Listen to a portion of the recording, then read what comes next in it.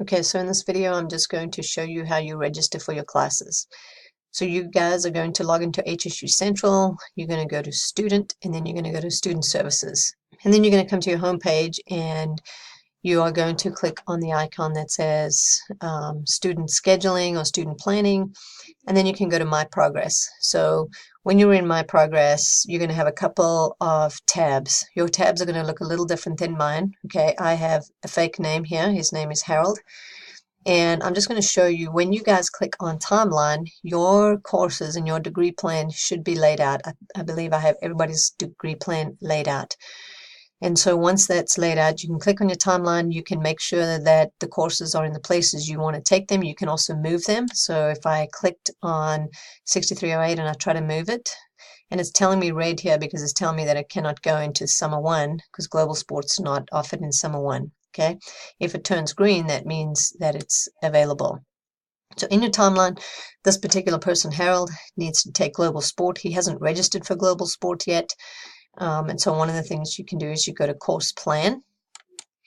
And in Course Plan, there's two options. You've got a list or you've got calendar. So in the list, this is available, and I'm going to approve him.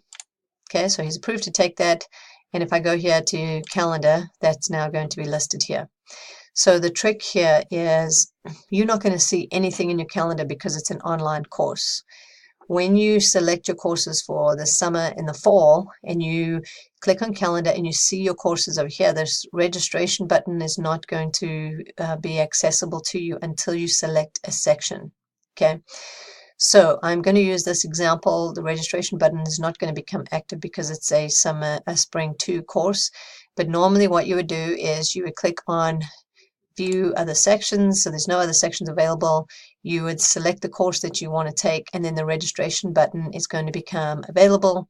And you click on that and you register for the class. And it's as simple as that for registering. And so once April 2nd comes around, you will again go to your course plan, click on the calendar, select the section, and register for the section.